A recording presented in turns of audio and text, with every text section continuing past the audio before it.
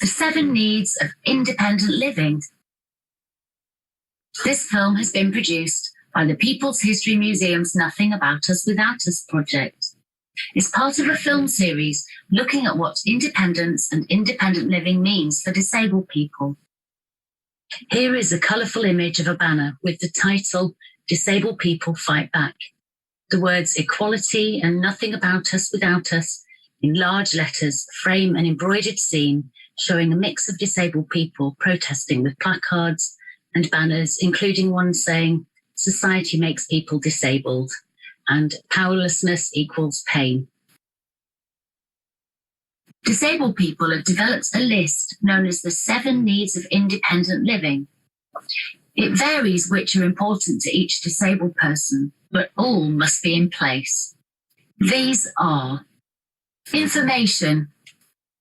To be able to make choices, we all need to know what we can choose between. We need information in a way that we can easily use it.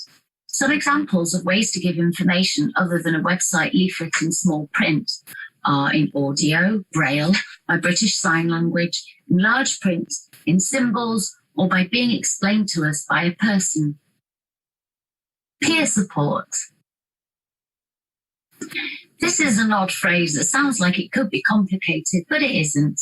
It simply means getting support from other disabled people, giving us a chance to share knowledge and experience with each other that's useful and reaffirming. Accessible housing. Housing is a basic need for everyone. For disabled people, our housing needs to suit us, that is, be accessible to us. Accessible housing means that it suits our needs. For example, level access or wider doors, calming or contrasting colours, being close to our support networks, transport links or shops. Equipment or aids and adaptations. Sometimes equipment or adaptations are useful to make a place or certain tasks accessible or possible. Some examples of adaptations or equipment are grab rails in the bathroom, a doorbell or smoke alarm that has a flashing light, a wheelchair, a white cane, even things which seem quite ordinary now, like a mobile phone or tablet speaking what is on the screen, or noise-cancelling headphones, wet rooms and walk-in showers. Personal assistance. Often equipment is not the answer, so many disabled people employ someone to assist us. We call these personal assistants. Employing someone means we are in control of how and when the assistance is given, coming back again to having choice and control. If we are relying on help from friends and family, we are not in control of it and cannot always choose how and when the help is given. It takes away our autonomy. Accessible transport. Disabled people need to travel to places such as work, shops, leisure centres and on holiday. For this to be possible, buses, coaches, trains, trams, aeroplanes, taxis and cars need to be designed or adaptable so that disabled people can use them as easily as non-disabled people. Accessible environment. The environment around us needs to be designed in a way that does not exclude disabled people.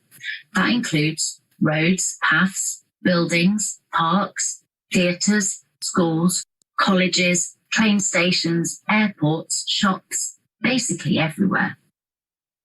Some examples you will know of are the tactile bumps at road crossings, slopes instead of curbs, level entrances into buildings, wider doors, lifts and ramps. Others you may not think of straight away are avoiding the use of bright-coloured electronic screens and background music and having different kinds of chairs for people to choose from. There is more to an accessible environment than this. A willingness to communicate with people in the way that suits them best is important. This may be by speaking to them clearly, using appropriate language, whether British Sign Language, plain English or other. Even if the environment is made fully accessible, negative attitudes such as discrimination and prejudice affect disabled people. While the impact of people's actions and decisions on disabled people are not considered, and while there are still negative attitudes, true inclusion of and independence for disabled people will not happen.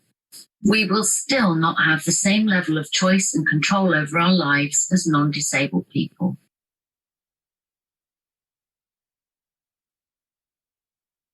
This film has been produced by the People's History Museum's Nothing About Us Without Us project. It's part of a series of films looking at what independence and independent living means to disabled people. We have made 3 films in this series. 1. The 7 Needs of Independent Living. 2. The History of Independent Living in the United Kingdom. 3. Disabled people's experiences of independent living in the context of COVID-19. Or you can watch them all as one film. If you would like to watch any of these films, they are available to watch for free on the People's History Museum website.